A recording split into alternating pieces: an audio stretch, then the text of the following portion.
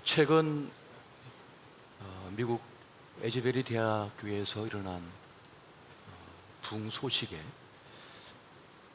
한국 교계뿐만 아니라 세계 교회가 깊은 관심을 가지고 있다고 합니다. 지난 2월 8일 체프를 마치고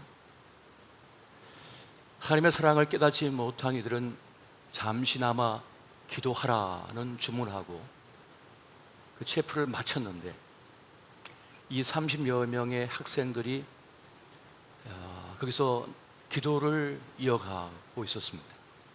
근데 이 기도가 그 다음 날이 되어도 꺼지지 않고 이어지기 시작했고, 또 그 다음 날에도 계속해서 학생들이 몰려오면서 기도가 계속되어집니다. 이것이 며칠째 계속 진행되면서 소문이 퍼져나가기 시작했고, 이것이 무슨 현상인가 하며 사람들이 하나둘 찾아와 줄을 서서 그 강당에 들어가 기도를 하게 됩니다. 나중에 대학 총장은 이제 그만하고 수업에 들어가자 라고 하면서 중단을 선언했지만, 지역사회 뉴스를 진행하는 앵커가 그렇게 이야기를 합니다. 전혀 의도하지 않았고 방송 멘트를 준비하지 않은 것이었는데 그가 그런 말을 합니다. 지금 대학 총장께 부탁을 드립니다. 그 기도를 멈추게 하지 마십시오. 성령께서 하신 일을 왜 인간이 막고자 하십니까? 하면서 그것을 호소하는 일이 벌어집니다. 그리고 이 소문은 미국 전역에 퍼져나갔고, 이 한국인 목회자들도 이 부흥의 현장을 목도하기 위해서 비행기를 타고 가서 줄을 서서 그 자리에 들어가 함께 기도하고 나오는 그런 일들이 계속 반복되고 있습니다.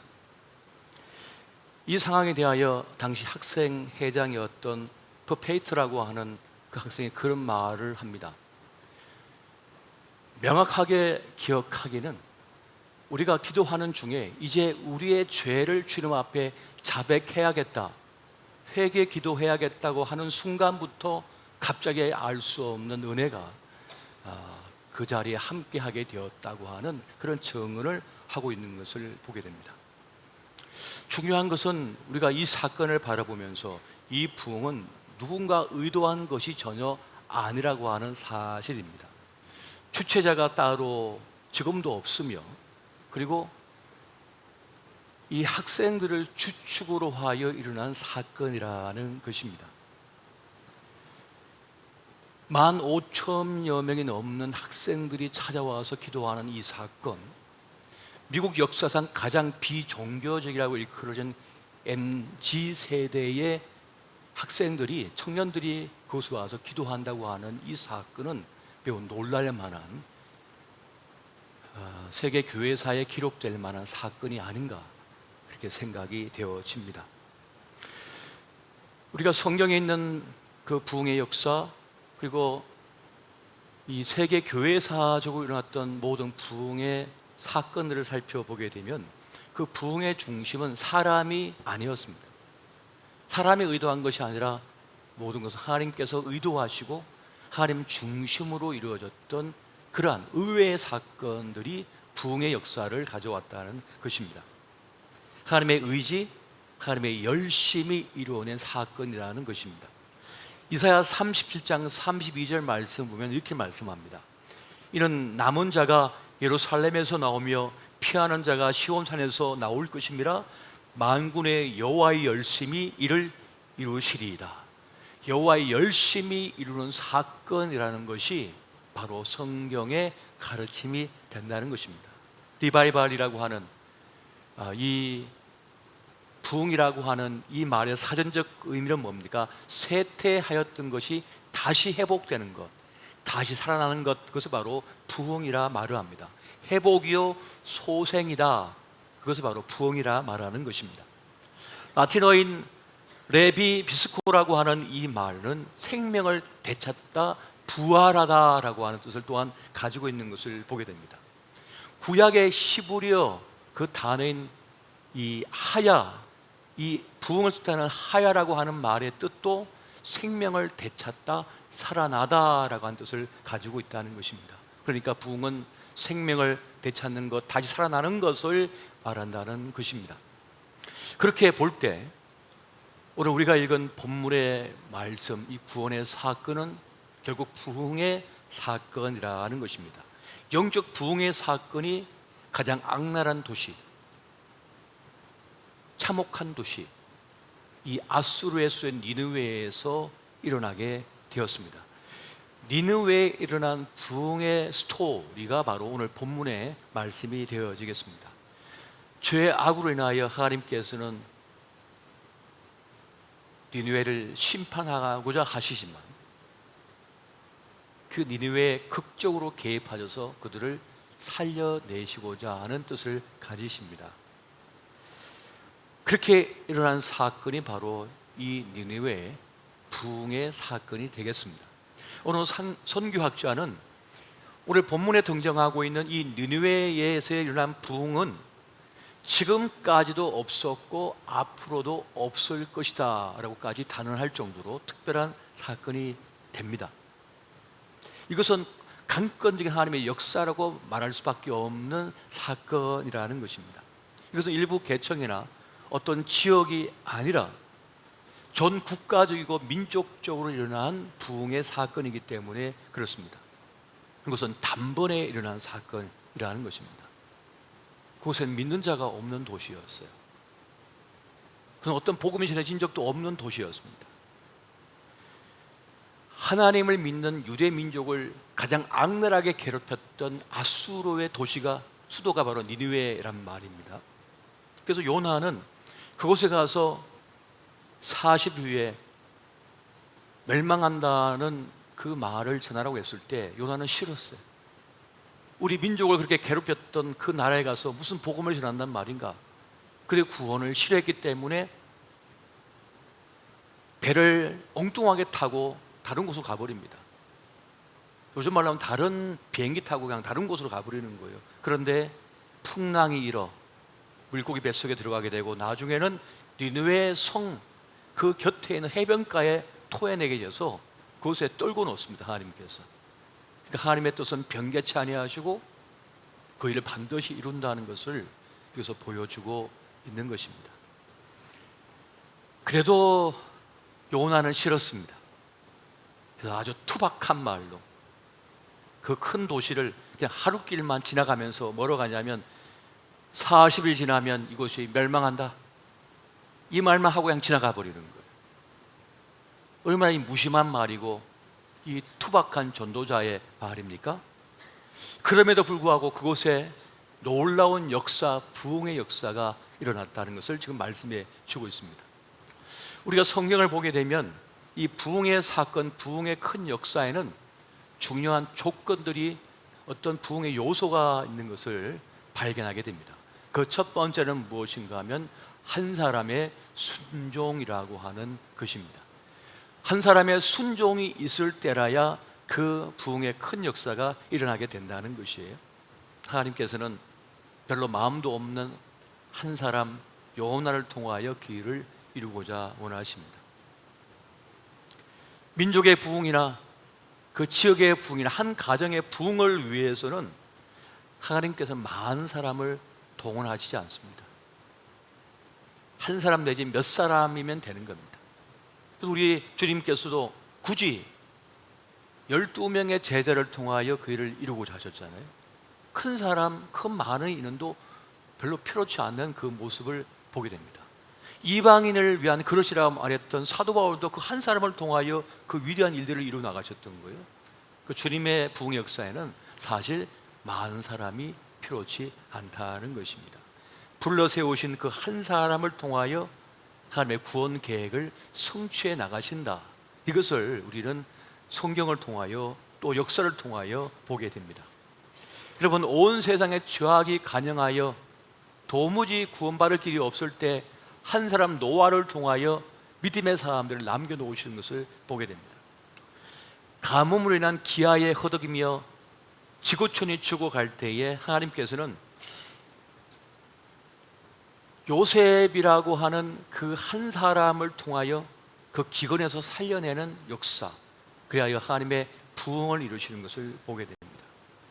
광야에 묻혀있던 모세를 들어서 출애굽의 역사와 홍해를 가르고 광야길을 건너 가나안에 들어가는 역사를 행하시는 장면을 또한 우리는 목도하고 있습니다. 그렇게 주님께서는 지금도 이 순간에 그 한 사람, 하나님이 불러세우신 그 한 사람을 통하여 한 가정을 구원하시고 한 지역을 구원하여 주시고 한 민족을 구원하고자 하는 그런 뜻을 행하신다는 것입니다. 하나님께서는 요나에게 니느웨에서 전할 그 메시지를 주십니다. 40일이 지나면 니느웨가 무너지리라. 어떤 건물을 세웠던, 어떤 업적을 세웠던, 어떤 꿈을 가졌던, 어떤 계획을 갖고 있던 다 무너진다는 겁니다. 무시무시한 것입니다. 평생을 공부한 것도 아무 소용이 없다는 것입니다. 평생 쌓아놓은 재산도 아무 소용이 없다는 것입니다. 금지 오겨 키워놓은 자식도 필요 없다는 것입니다. 군대도 소용없다는 것입니다. 어떤 것도 소용없이 다 무너질 것이다 라고 말씀하시는 거예요. 이 메시지는 전하는 자나 듣는 자가 부담스럽기 그지없습니다. 좋은 말로 해야지, 착한 말로 해야지. 근데 이 말에는 다른 말이 없어요. 그냥 40일이면 망한다, 이 메시지만 전하라고 주님께서 말씀을 하십니다. 여러분, 부흥은 어디서 오는 것입니까? 하나님의 열심에서 오는 것입니다. 부흥은 어디서 시작되는 것입니까? 한 사람의 순종에서 시작되어지는 것입니다. 그것이 불편한 순종이라 할지라도, 억지 순종이라 할지라도 그 순종의 역사가 나타나게 된다는 것이에요. 여러분, 부흥의 원리이자 본질적인 요소는 무엇인가 하면 전하는 자가 하나님의 말씀을 그대로 전해야 된다는 거예요. 있는 그대로 전할 때라야 그 역사가 일어난다는 것입니다. 여러분, 에스겔 선지자가 해골 골짜기에서 해골 가득한 그 무덤, 산 전체가 그 무덤인 그 골짜기에서 하나님의 말씀을 대언합니다. 그 말씀을 대언하자 그 마른 뼈들이 다시 살아나는 역사가 일어나는 것을 말씀해 주고 있습니다. 에스겔 37장 5절부터 10절까지의 말씀을 우리 같이 한번 한 절씩 보시고 10절 한번 같이 보겠습니다. 주 여호와께서 이 뼈들에게 이같이 말씀하시기를 내가 생기를 너희에게 들어가게 하리니 너희가 살아나리라. 너희 위에 힘줄을 두고 살을 입히고 가죽으로 덮고 너희 속에 생기를 넣으리니 너희가 살아나리라. 또 내가 여호와인 줄 너희가 알리라 하셨다 하라. 이에 내가 명령을 따라 대언하니 대언할 때에 소리가 나고 움직이며 이 뼈 저 뼈가 들어맞아 뼈들이 서로 연결되더라. 내가 또 보니 그 뼈에 힘줄이 생기고 살이 오르며 그 위에 가죽이 덮이나 그 속에 생기는 없더라. 또 내게 이르시되 인자야 너는 생기를 향하여 대언하라. 생기에게 대언하여 이르기를 주 여호와께서 이같이 말씀하시기를 생기야 사방에서부터 와서 이 죽음을 당한 자에게 불어서 살아나게 하라 하셨다 하라. 이에 내가 그 명령대로 대언하였더니 생기가 그들에게 들어가매 그들이 곧 살아나서 일어나 서는데 극히 큰 군대더라. 아멘. 지금 이 말씀에서 지속적으로 반복되고 있는 것이 있습니다. 대언할 때에, 대언할 때에, 대언할 때라고 말씀합니다. 하나님의 말씀을 그대로 대언했을 때에 마른 뼈와 같은 인생들이 그 민족이 다시 살아날 것이다, 회복될 것이다 라고 하는 것을 지금 말씀해 주고 있는 것입니다. 이것이 하나님의 부흥의 단초요, 부흥의 요소라고 하는 사실을 우리는 발견할 수 있게 되어집니다. 그런데 여기서 또 놀라운 역사가 있습니다. 그것은 바로 들려지는 역사가 있다는 사실입니다. 하나님의 말씀을 전했는데 들려지는 역사가 나타나기 시작한다는 거예요. 전혀 믿을 것 같지 않은 사람이 있습니다. 요지부동인 사람이 있습니다. 지금까지 한 번도 고지고대로 들어준 적이 없는 사람이 있습니다. 저 사람은 절대 안 믿고 지옥 갈 거라고 생각하는 사람이 있어요. 그래서 우리 아버지일 수도 있고 우리 어머니일 수도 있고 우리 가족일 수도 있어요. 가장 친한 친구일 수도 있고 우리의 직장에 함께 일하는 동료일 수도 있습니다. 늘 교회를 흠담하고 크리스천들을 비난하는 사람이 있습니다. 전혀 믿을 것 같지 않은 사람, 전혀 구원받을 기미가 보이지 않는 사람이 있어요. 그런데 도무지 들을 것 같지 않은 완고한 이가 말씀을 듣는 역사가 일어나게 된다는 사실입니다. 하나님은 이것을 아셨기 때문에 보내시는 거예요. 요나를 보내시는 것입니다. 요나서 3장 5절과 6절 말씀 보면 이렇게 반응을 보이죠. 니느웨 사람들이 하나님을 믿고 금식을 선포하고 높고 낮은 자를 막론하고 굵은 베옷을 입은지라. 그 일이 느헤 왕에게 들림에 왕이 보좌에서 일어나 왕복을 벗고 굵은 베옷을 입고 제 위에 앉으니라. 이 니느웨가 얼마 악독한 도시였냐면 이스라엘을 공격해서 전쟁에 사람을 잡아오면 살가죽을 벗겨서 성에 끌어놨던 사람들입니다. 우리의 신이 그들의 신보다 높다, 크다라고 말하던 사람들이에요. 그런데 그 악독한 왕과 그 백성들이 요나의 그 메시지를 듣고 변화가 일어나는 거예요. 통곡하며 참여하고 죄를 뿌리고 있습니다. 베옷을 입고. 이런 사건이 어떻게 일어날 수 있단 말이에요. 이건 매우 충격적인 사건이 아닐 수가 없는 것입니다. 말씀을 전하고 있는 요나조차도 상상하기 싫은 그런 일이 벌어진 거예요. 요나는 그들이 예수 안 믿고 멸망당하려고 했거든요. 그런 마음이에요. 요즘 말로 하면 그런 마음을 가지고 있었던 거예요. 여러분, 하나님의 역사 부흥은 어떻게 일어납니까? 말씀이 전해질 때입니다. 그리고 또 듣는 자가 있을 때 일어나는 사건입니다. 왜 그렇습니까? 말씀은 생명이고 능력이 있기 때문에 그렇습니다. 히브리서 4장 12, 13절 보니까 말씀에 대하여 이렇게 소개하고 있습니다. 하나님의 말씀은 살아있고 활력이 있어 좌우의 날선 어떤 것보다도 예리하여 혼과 영과 및 관절과 골수를 찔러 쪼개기까지 하며 또 마음의 생각과 뜻을 판단하나니 지으신 것이 하나도 그 앞에 나타나지 않음이 없고 우리의 결산을 받으실 이에 눈앞에 만물이 벌거벗은 것 같이 드러나느니라. 그 말씀을 제대로 받는 순간 자기의 현실을 깨닫게 된다는 거예요. 제가 자신이 가지고 있는 모든 것이 아무것도 아닌 천둥 벌거숭이라고 생각하게 돼요. 전쟁터에 벌거숭이로 던져진 것 같은 자신을 느끼기 시작해요. 내가 아무것도 아니구나. 나는 그저 하나의 미물처럼 끝날 수 있는 존재구나 하는 것을 깨닫기 시작하면서 하나님의 구원을 생각하게 된다는 것입니다. 생각이 바뀌어지는 거예요. 그동안 그가 믿었던 철학이 깨져버리는 거예요. 그의 사상이 무너져 버리는 거예요. 그가 든든하다고 여겼던 것이 인생 지진을 만나서 지각 변동이 일어나는 것입니다.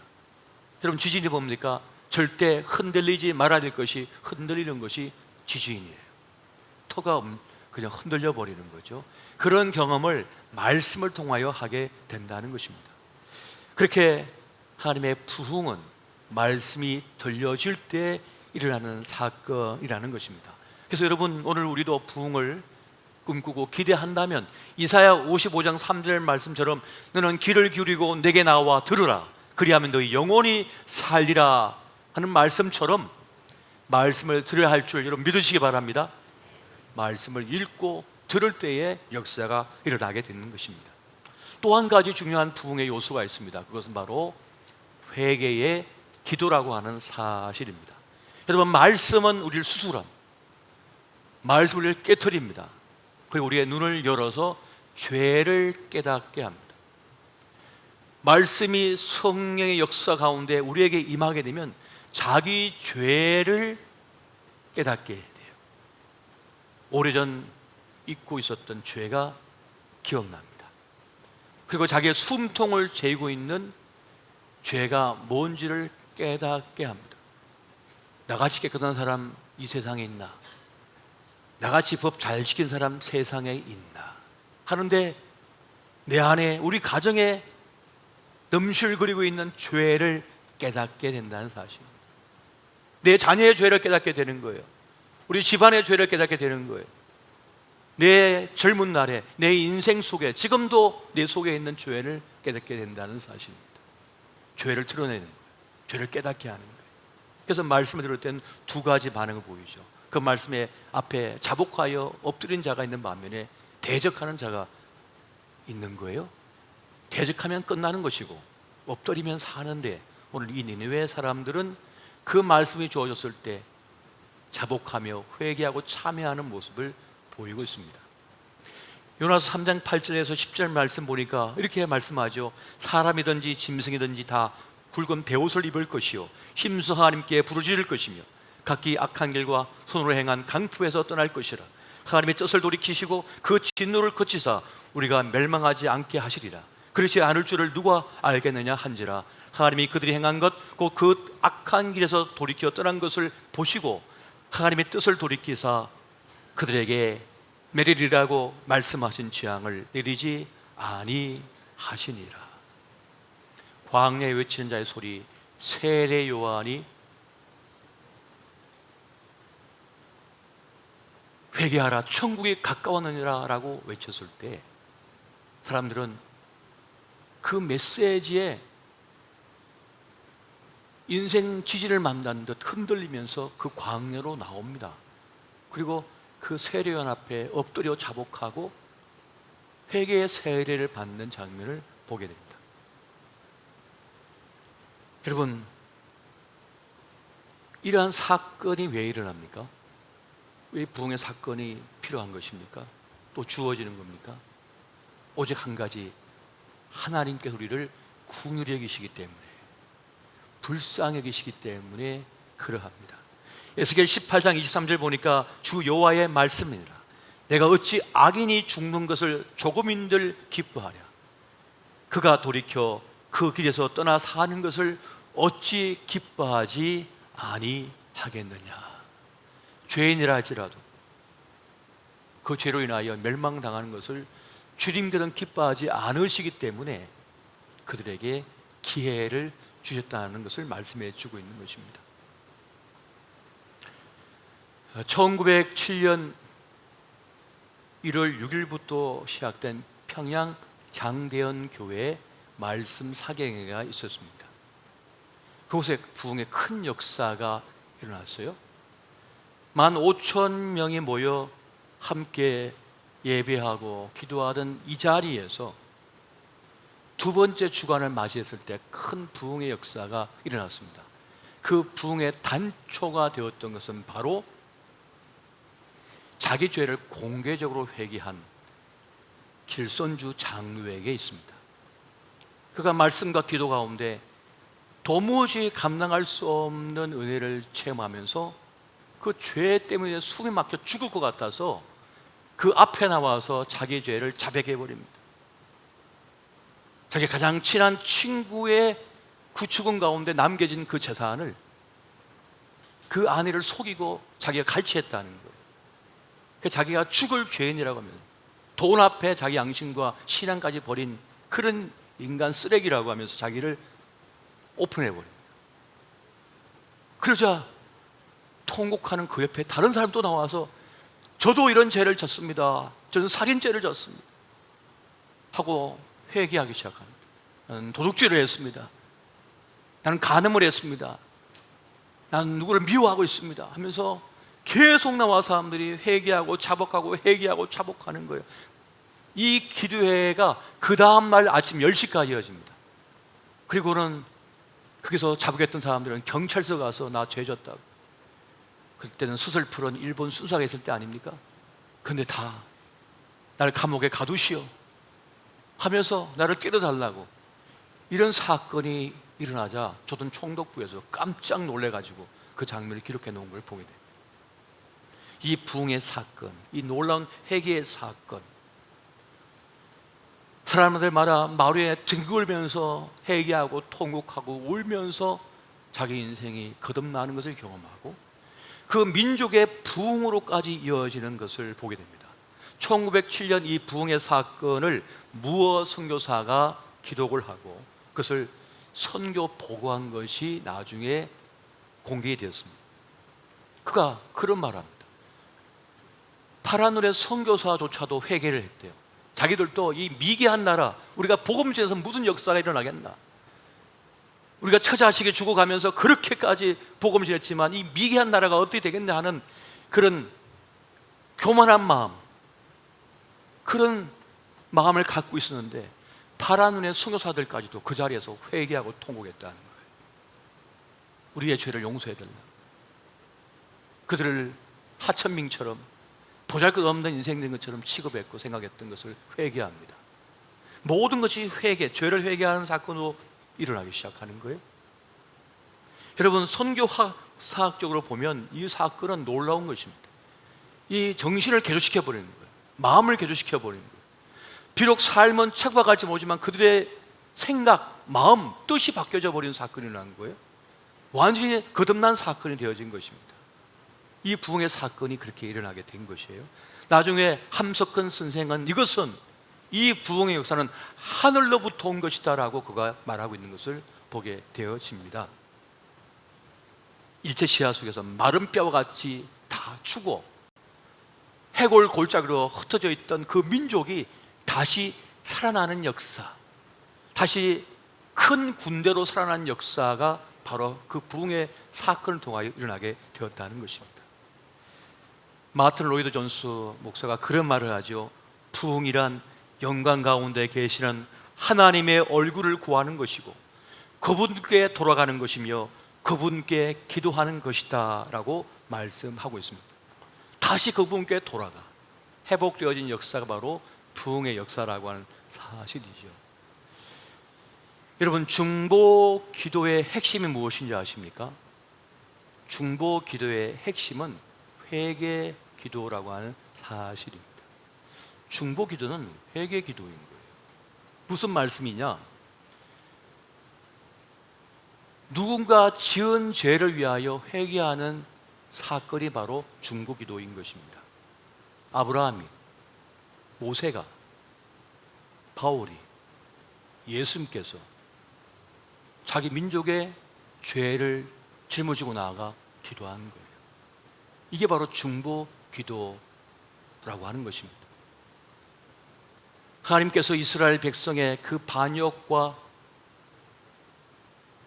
끝없는 도발 속에 이들을 다 진멸하고 너 모세를 통하여 새로운 민족을 만들겠다라고 했을 때 뛰쳐나가 차라리 저를 죽여주십시오, 이들을 없애시건 저를 생명책에서 지워주십시오 하면서 그들의 죄를 중보하며 나아갑니다.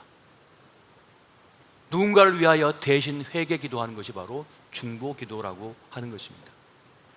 남의 죄를 봤을 때 사람은 두 가지 반응을 보입니다. 먼저는 그를 정죄하는 기도를 하게 돼요. 바리새인의 기도이죠. 오 하나님, 저는 저 세리와 같지 않습니다 하면서 그를 정죄하는 기도를 해요.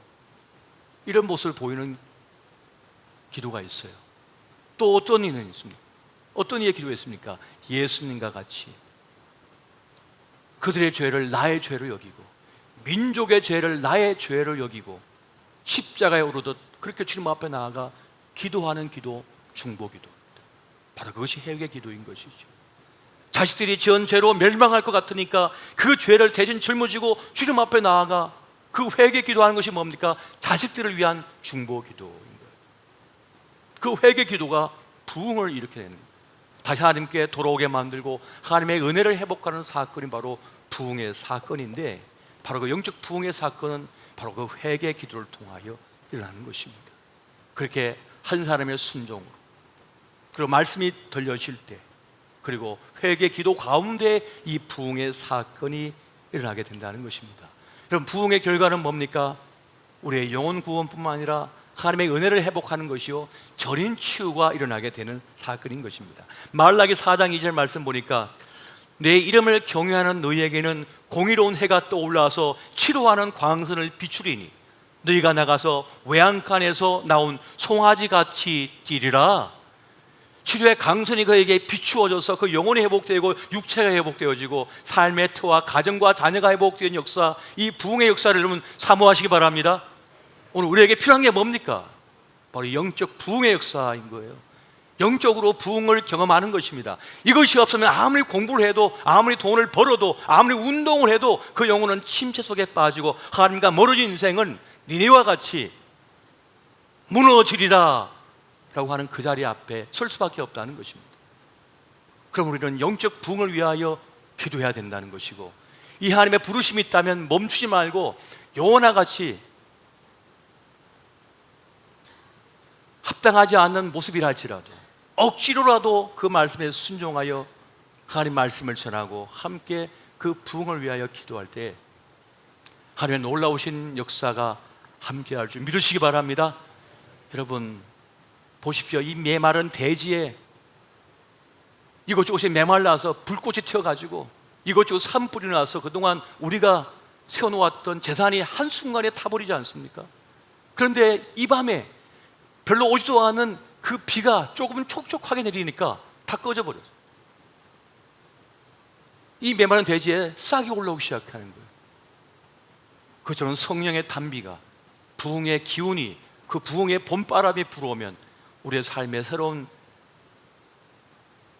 지평이 이루어지고 새 역사가 창조될 줄 믿으시고 나아가신 저와 여러분 되시기를 예수 이름으로 축원드립니다.